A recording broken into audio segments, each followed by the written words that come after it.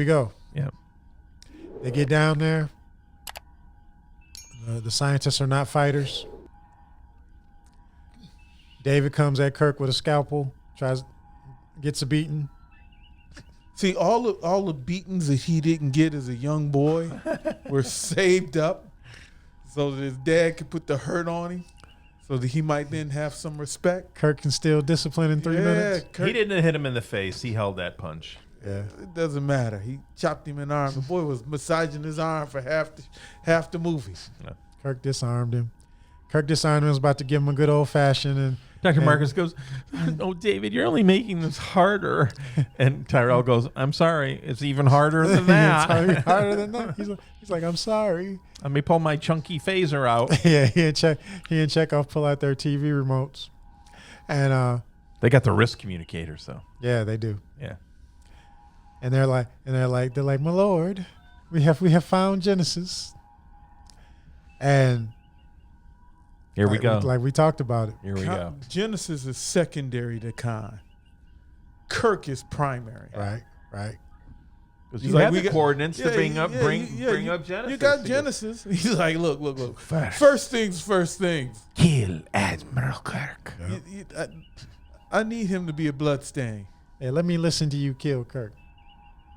And here we go, man. And we talked about it.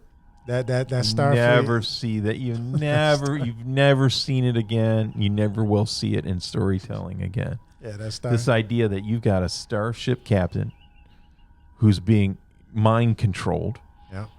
who's resisting killing. Like he says on the planet, I've never even met Admiral Kirk. Right. So I don't know that guy. He's with Kirk for 5 minutes, and what's he going to do? He's going to turn that phaser on himself. Yeah. It's. I don't think it's so much. I don't think it's so much Kirk. I think it's the Starfleet machine. Yeah. And remember, this is what we talk about on this channel. Tyrell is a captain. Right. That's right. So if you go back to Bread and Circuses, that one dude failed a psych exam, Right. and he was washed out on being a certain level of captain. Right. That the last episode, that female who turned on Kirk, She failed out of the She academy. failed the psych exam as well. You don't get to that level without 100% dedication Right. to Starfleet. Right. Not to any one person, to the machine. Yeah.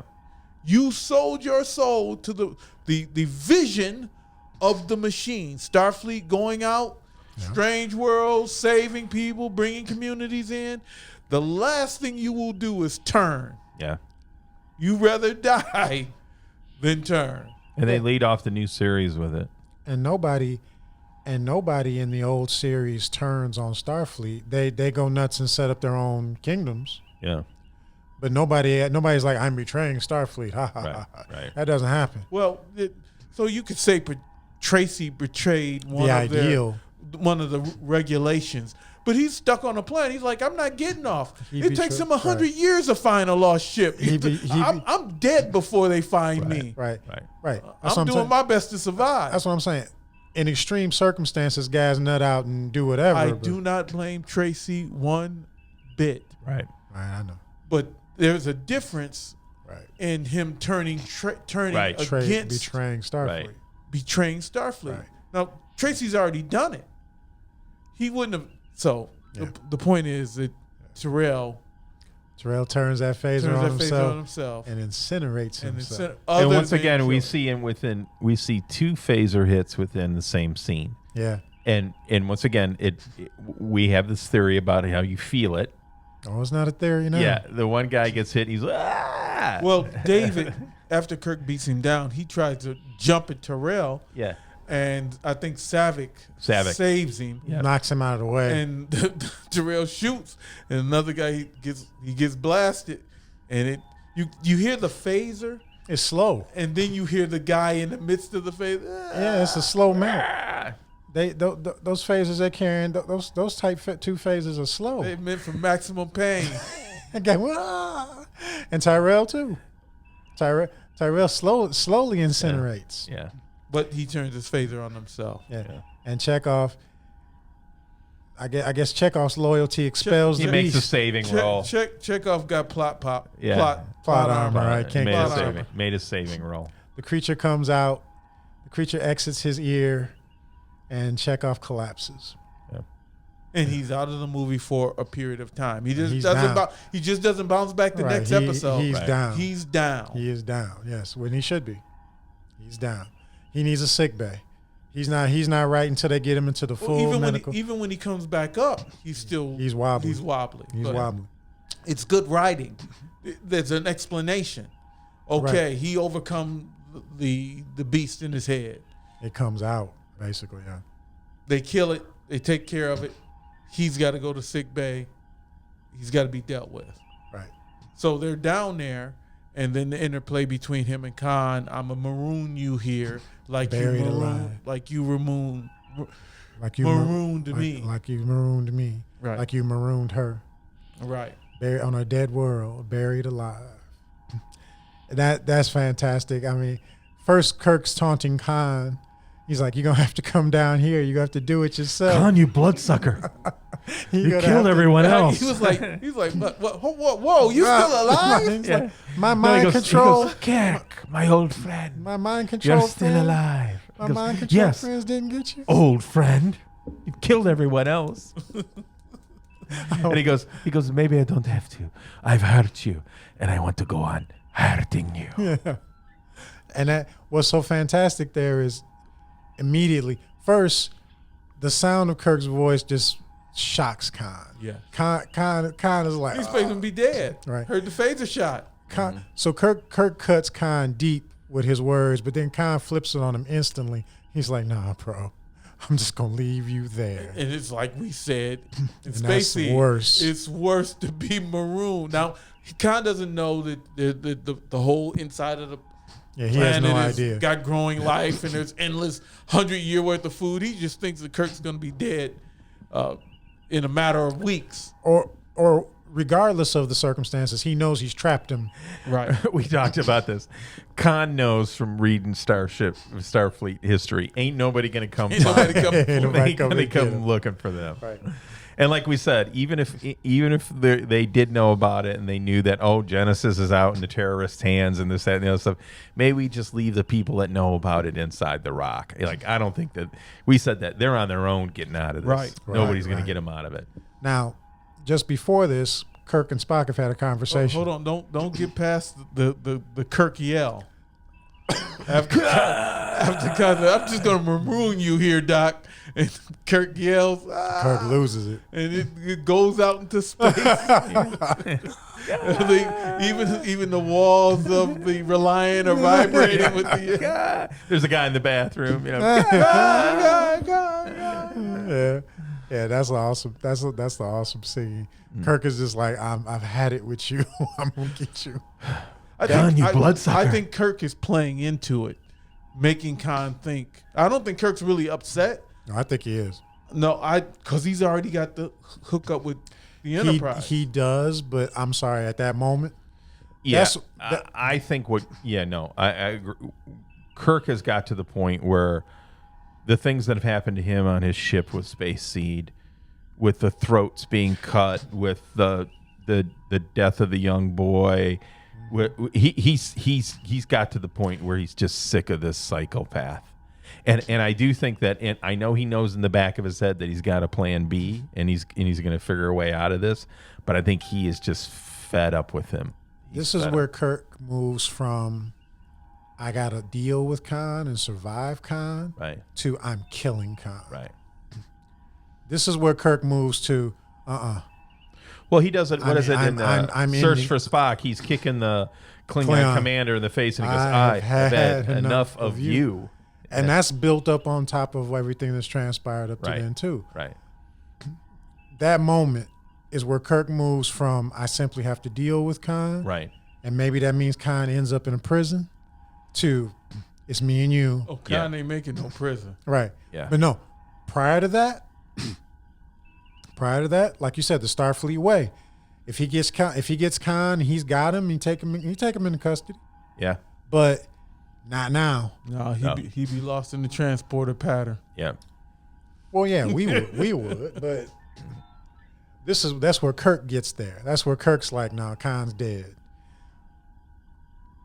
Prior to that, Kirk and Spock have had a conversation about the status of the repairs on the Enterprise. If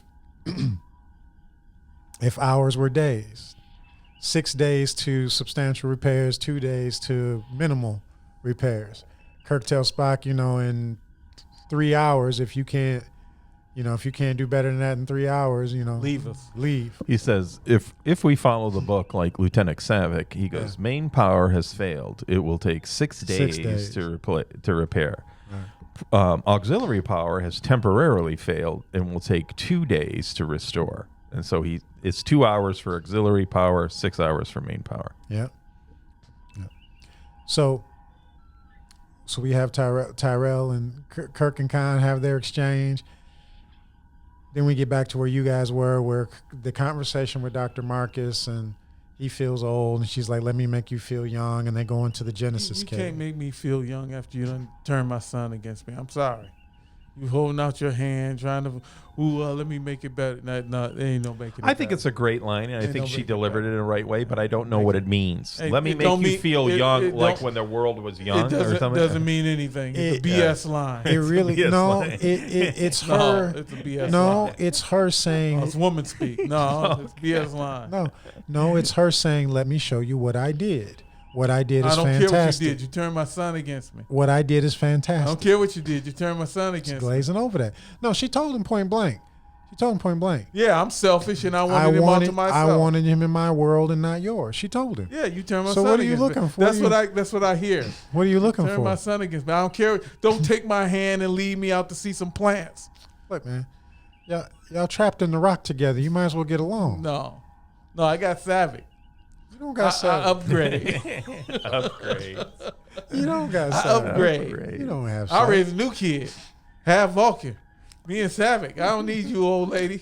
No, your son is your son, and he got don't- savvy. No, he don't get to get savvy. Oh, he got savvy.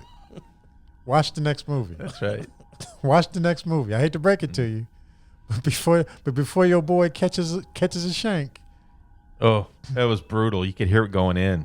yeah, Oh, that he was squeaked. All right, she takes him to the cave. She and takes him to the cave. They see the cave. She's bragging about how great Can her I work cook or is. can I cook? Yeah, right. She cares nothing about how you're feeling, Kirk. I know she don't. Look at her cave. I know. Yeah. I don't want to see her woman cave. Her cave is So he's magnificent. Her he's she eating shed- what her appears she to shed be- is magnificent. He's eating what appears to be an apple. Yep. And then Savick is like, could you tell me what you did Did on with the the Kobe- Kobayashi on my roll? Like I busted out my and coatings. And McCoy spills the beans. Yeah. McCoy says, you're the only guy to beat the Kobayashi Maru. And she's like, how'd you do? He's like, I reprogrammed it. And David's like, he cheated. Says, no, I changed the conditions of the test. Changed it. Got a commendation for original thinking. When I heard it, it sounded like he cheated to me.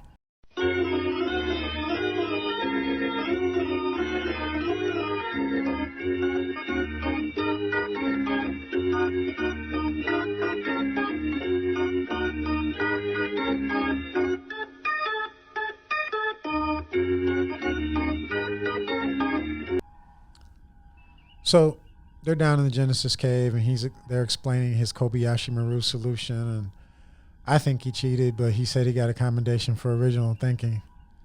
And she's like, so you never really faced a no-win scenario? And he's like, I don't like to lose, and he busts out his 1970 flip phone communicator and calls Spock. And what you find out is that hours. It was the time frames that they lied about the time frame. And Savik's like, I don't get it. And he's like, you like quoting regulations. And he quotes Regulation 46A. If communications are being monitored, use coded language. This is also another one of Kirk's.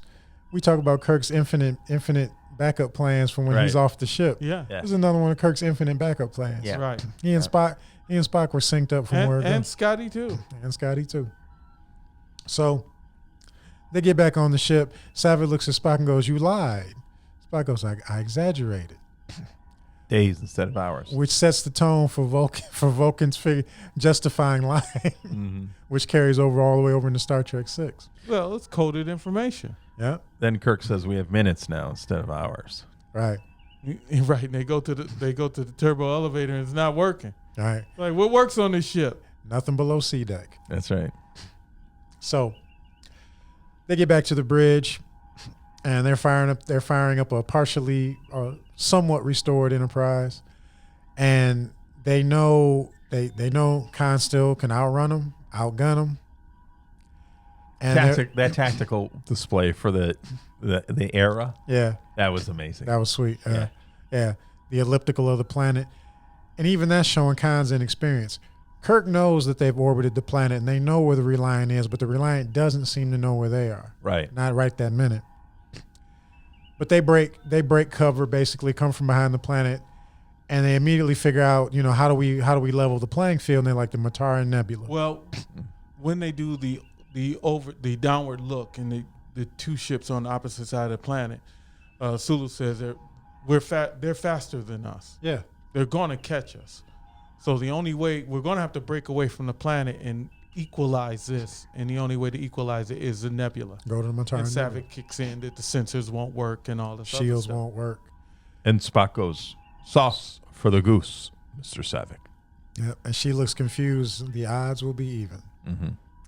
So they run for the nebula, and once again, Oh, it's so great. Khan's So great. need Yeah. to have it a certain way messes them up. Right. Your Welcome's like, There's no reason. he starts to slow down. No, there's no reason for the Reliant to keep pursuing the Enterprise at this point because they've got Genesis. As far as he knows, he's already killed or marooned Kirk. Everything should be done, okay?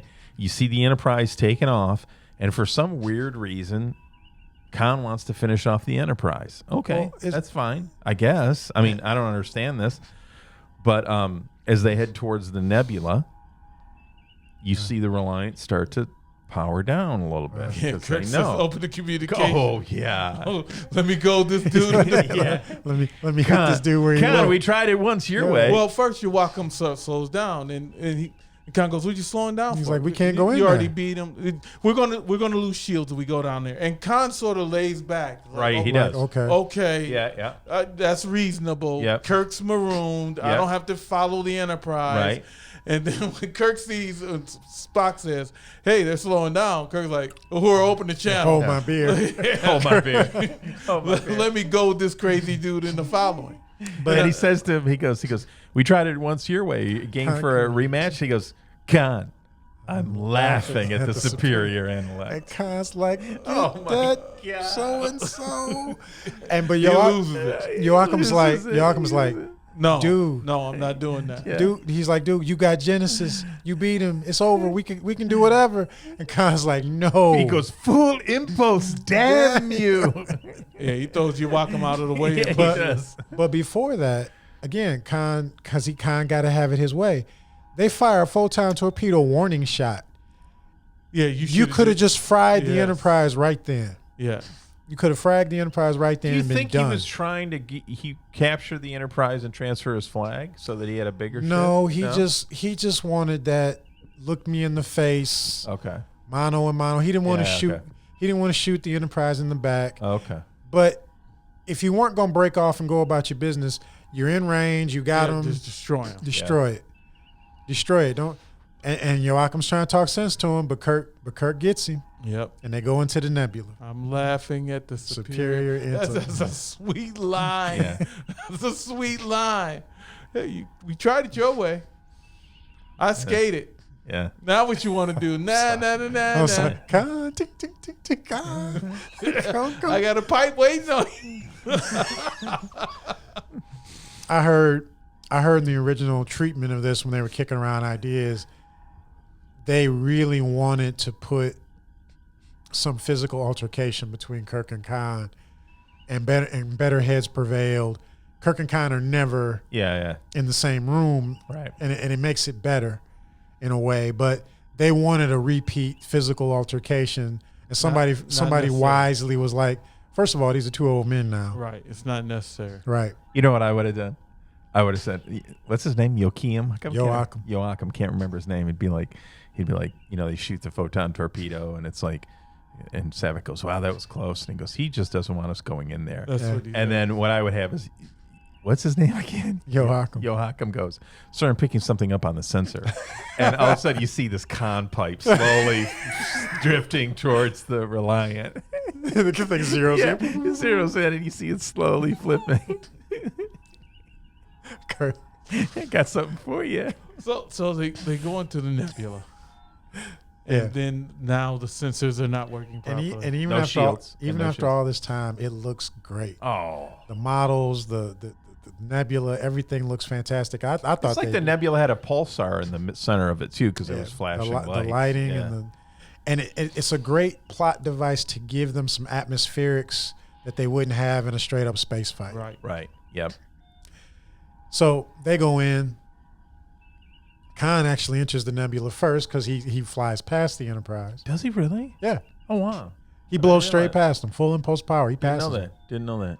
Almost hits him. Yeah. So they get in there, and now they're stumbling around in the dark looking for each other.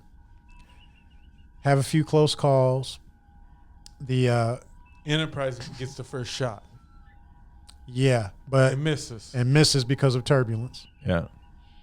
So when Chekhov shows up, so when Chekhov comes back to the bridge, and I guess that's when David came on the bridge. I didn't catch it initially. Yeah. He came up there. Chekhov is man and weapons. First pass, Enterprise misses. Reliant comes around, deals some damage to the Enterprise. That shot where they sweep the neck. As a sidebar, before they go, when they get back to the Enterprise, McCoy takes them all down to the office. You may mention that his name is on the door. Yeah. Everybody who was down on the planet gets treated. Right. I think that's where she makes known to David that Kirk is really his father. Yeah, because you never see her tell him. Yeah. You never see her tell him. He comes back. He goes up to the bridge, and his demeanor is different. Right. Yes. Yeah. He doesn't say anything. He's just watching. Because he gets there, and it's almost like he wants to talk to him, but he walks in. He's like, but he doesn't leave. Under normal circumstances, they'd put him off the bridge, but Yeah. so They're not paying attention. He walks up, and they're too busy on what they're Right. doing. then they're shorthanded. But so they're stumbling around the dark. Reliant comes around and sweeps the Enterprise's neck, blows out the airlock. Guy's on fire. It's brutal. Yeah. But that's when Kirk and Spock have the conversation. He's smart, but he's inexperienced, and he's demonstrating two-dimensional thinking. Spock's like, he's rolling around like they're on flat ground, and he's looking for us in a two-dimensional search pattern. Kirk stops the ship, centers it, and goes straight down. Yep. Yep. Z minus 10,000 meters. Yep, the Z-axis. Reliant continues to make his sweep. Kirk waits, comes up right behind him and creams him. Full point blank phaser pulse, hits impulse deck, drops a torpedo, 3 photon torpedoes. drops a torpedo into their torpedo deck, into their warp drive nacelle, and into the impulse drive, plus phasers. And you really forget that the photon torpedoes are like the game enders. In the old series, when they fire a spread of torpedoes, that's usually the end. Right. And you get that here. It's like, I get to hit you straight up with photon torpedoes? Yeah, you're done. Well, this is without any shield. And without There's no shield? shielding.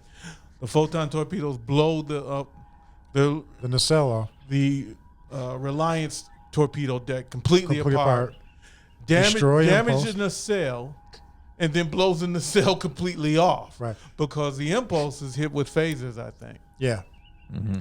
So that takes the Reliant from almost fresh to crippled. They break their backs Yes. in one good A salvo. lot of people are dead. Most of the crew is dead. Joachim is crushed.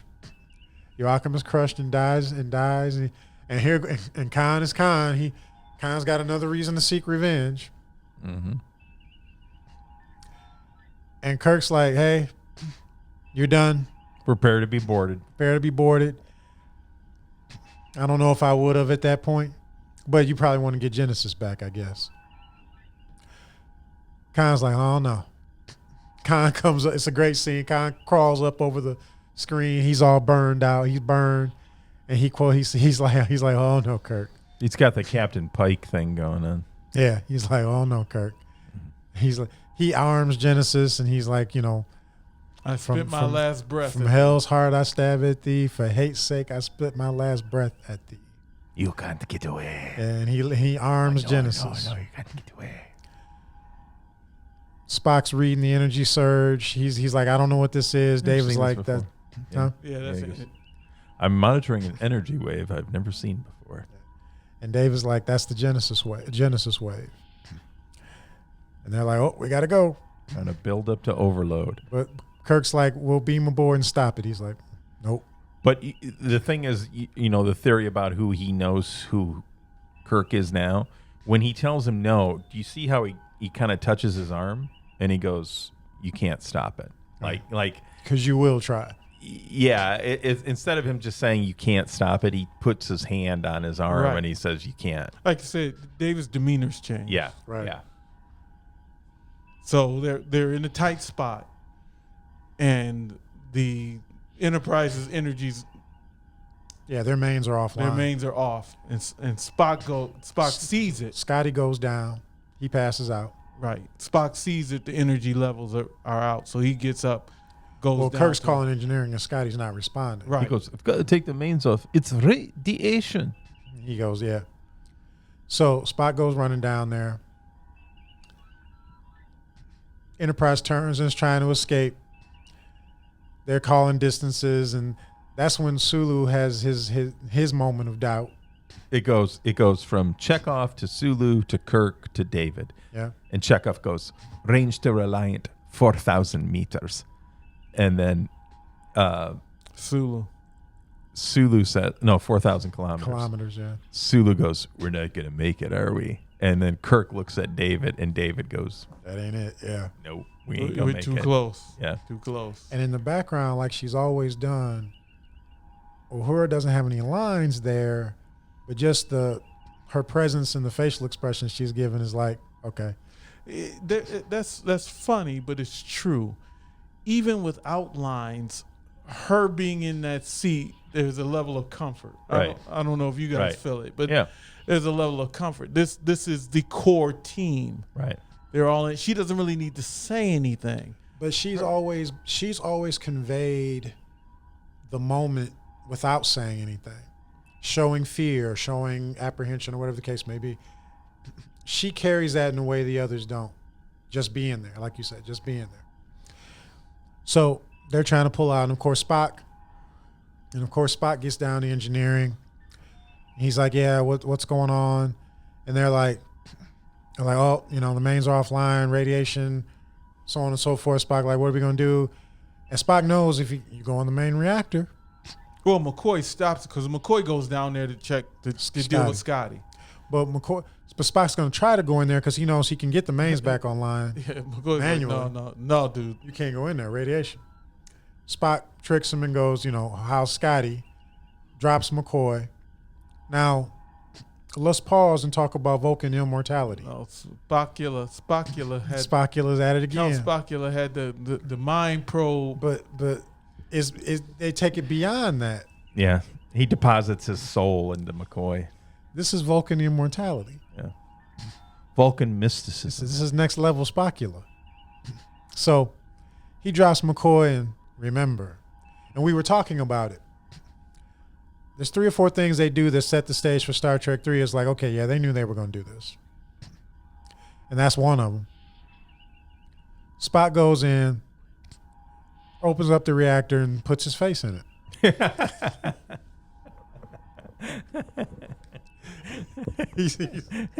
I guess he had to make sure the original body's completely dead. I guess. You should have just seen it go. He takes the cover off. You think he just paused for 5 seconds and let a lot of the material come out. That much energy, he should have been cooked immediately. Yeah. He should have been cooked for what it was supposed to be. Yeah. Should have been cooked immediately. They played it like, Vulcan strong, but it's like, come on, dude. But so apparently the way to get the mains back online is to pop the cap and reach down into the radiation stream and turn something or reset something. That's probably the only thin thing in the that he could pull it off. Well, did you see J.J. Abrams into Yeah. Would you rather have a Kirk, kicking something multi-ton yeah. piece of steel into place? It's kicking the Hubble telescope back into position. Kicking the Hubble telescope. Yeah, they made it bigger. Yeah. So Spock gets the mains online, and the Enterprise escapes, and you have the Genesis device goes off, completely takes out the nebula, draws all available material in, forms a new planet. Do you think Khan was dead after he said, "I spit my last breath at thee"? Yes, I thought about that when his vision sort of goes blank, and I thought he died then. Yeah. Okay. I believe that Khan died believing he got Kirk. Right. Yeah. That's what I was thinking too. And Enterprise goes to warp. Of course. Well, there's that great line. The guy goes, "Sir, the mains are back online." And he goes, "Scotty's got to go Zulu." Yeah. He's assuming Scotty did his thing like Scotty always does, and that's perfect. Well, you remember when they said Genesis is on overload or build up to overload, and David goes, "How long do we have?" He goes, 4 minutes. And he calls down to Scotty. He goes, "Scotty, we need warp speed in 3 minutes or we're all dead." Yep. Yeah. Yep. And so Kirk's assuming Scotty did his thing, but Scotty's not responding. And then McCoy, "Jim, you better get down here. Better hurry." Hurry. Then he looks around and sees Spock is missing from the bridge. Yeah, and he hustles down the engineer. Well, that look he gives you, he's like, he puts it together. Yeah, real quick. He's like, "Oh no." Gets down there. Did Kirk? They got to grab Kirk and restrain him, stop him from opening the chamber. Scotty gets probably his. Outside of the Preston thing, Scotty gets like probably the most meat he's got in the whole movie. He's holding on to Kirk, and he's like, "Scurry, he's dead already. You can't go in there." Yeah, so we got to get him out. He goes, "He's dead already." Yep. When Spock gets up and makes his way over to the glass, did you think he was blind? Yeah. Yes. Yeah. Because that's the way he seemed to play. Yeah. He was blind. Yeah. And he should be after sticking his face in the stream. Yeah. But let me tell you, man, that was in the theaters, seeing it for the first time. Oh, that was brutal. There was tears, man. Oh, There were yeah. people Brutal. crying. Brutal. People crying. Unbelieving. yeah. Unbelieving. There's no way they're killing Spock. Yeah. Yeah. Yeah. Yeah. It was rough. That was a rough scene. It was. And no camp. I mean, it's No. well. Yeah, it's direct. Yeah. You feel it. Everybody, Kirk's emotion, Spock. And there's no, even though looking back on it now, they planted the seeds of Spock coming back. In that moment, Oh yeah. it's like, whoo, they killed Spock. Yeah. For real, they killed Spock. Right. And it wasn't even like something happened and he was incinerated. It's like, no, I'm watching Spock die. Right. And that made it hard. So when he gets in Spock, first thing, ship out of danger.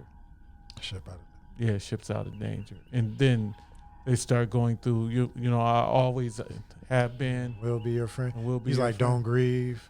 What I will tell you that I think people have missed a lot out on this generation that's currently going to the movies. And I think everybody has a bit of nostalgia, but going to the movies, it was a big community tribal kind of thing, Yeah. And depending in the neighborhood you were in, I can remember seeing Superman and when he's running with the train and hearing people in the audience going, "Look at that motherfucker!" I mean, it was like, and there's so to me there was three moments that have stood out because of the audience participation. Number one was that Superman running thing, where the audience was just cracking up and people were making comments, and you didn't get pissed off about it. You weren't like, "Be quiet, we're trying to listen to a movie" and stuff. The next one was, and it may not be in the same chronological order. The next one was the death of Spock. I mean, there were people crying in the audience, man. You felt it. You could hear the projector running. That's how quiet it was getting. I remember being really upset. Because I was younger. I remember even my mom, because my mom had to take me. I was that young. I remember my mom kind of being like, "Whoa, I thought I was taking the kid to a movie. They done killed Mr. Spock." She knew enough about it to be like, "Oh, whoa, whoa, whoa," you know. And then in Return of the Jedi, when Yoda died, yeah, this mother grabbed her 2 kids, because as soon as Yoda died, you heard the kids started crying. She grabbed these 2 kids and hauled them out of the theater, like pissed off that Yoda had died. Oh yeah. But I mean, that's the way. I mean, audiences were like, you got involved with these movies, and the death of Spock, man, that was a big deal. And the characters, yeah, that was big. I was harsh. It was. Yeah. I was sitting there being unbelieving, like I can't believe they did this. Yeah. It was emotional. Yeah. Yeah. It was very emotional, and it was fantastic that they could generate such emotion out of the characters and the people in the audience, because the interplay between the two friends, they didn't no longer look like just actors. They actually looked like lifelong friends, Right. who were going through, and one was passing away and the other one's left by himself. So when Spock turns around and sits down and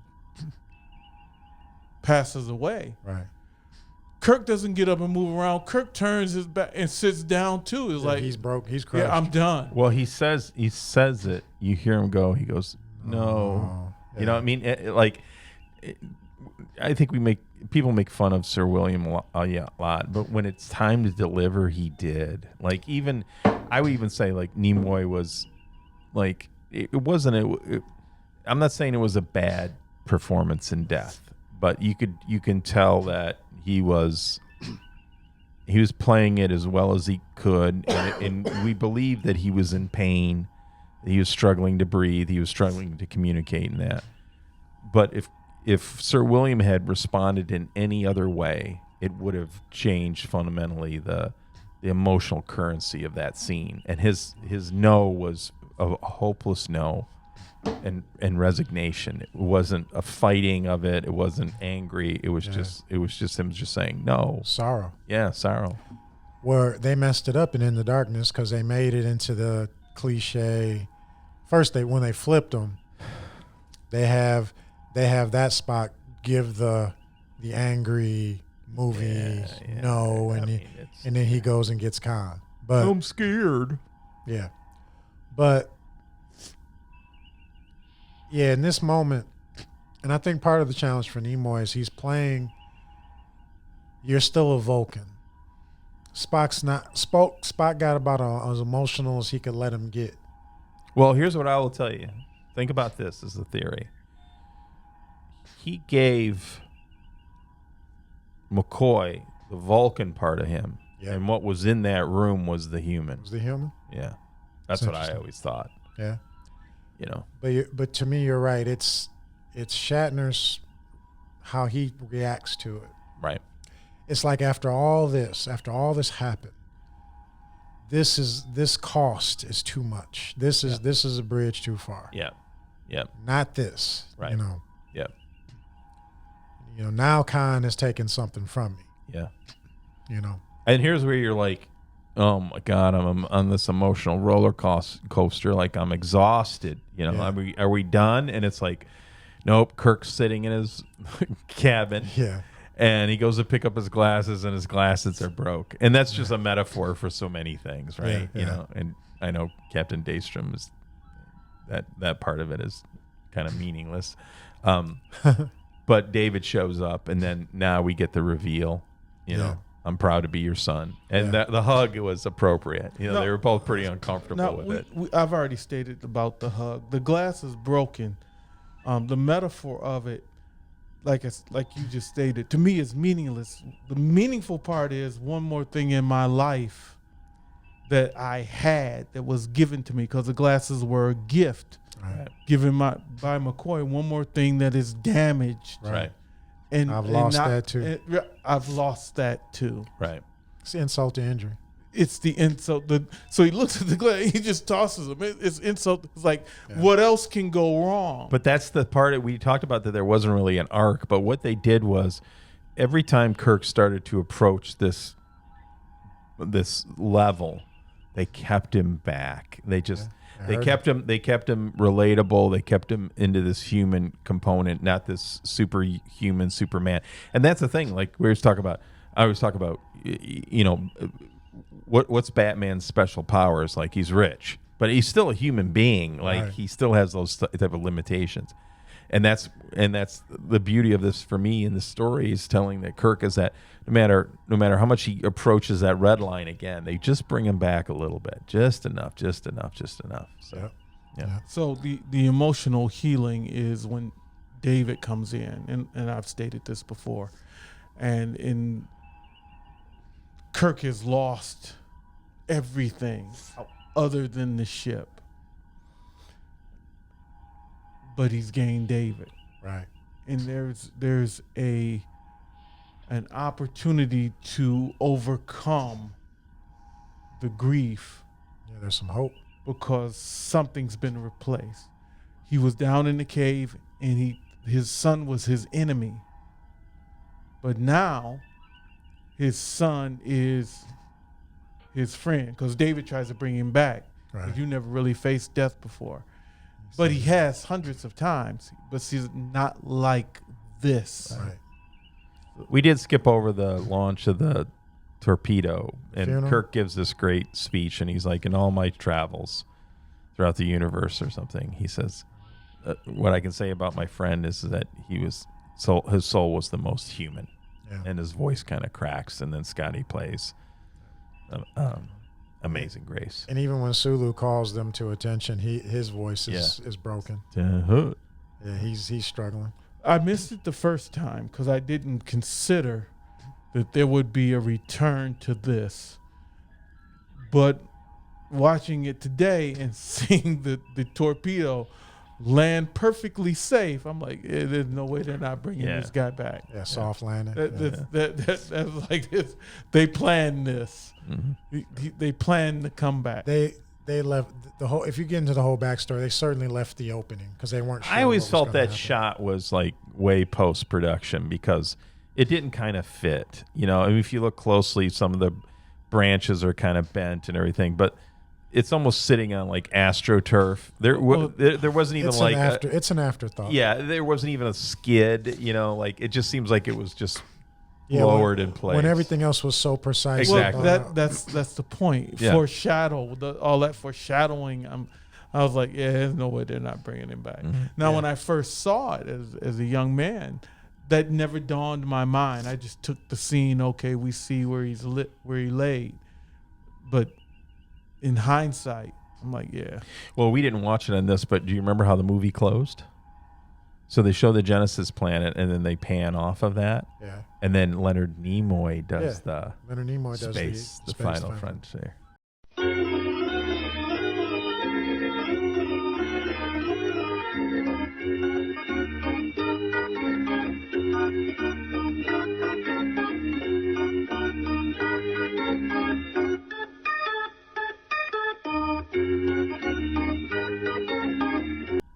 Conclusions, Admiral? Star Trek II, Wrath of Khan. Still the best science fiction movie ever made. Yes. Yeah, I can't think of one that's as tight. It's tight. And barely the story. Inconvenience. Barely no any inconvenience. Barely inconvenience. I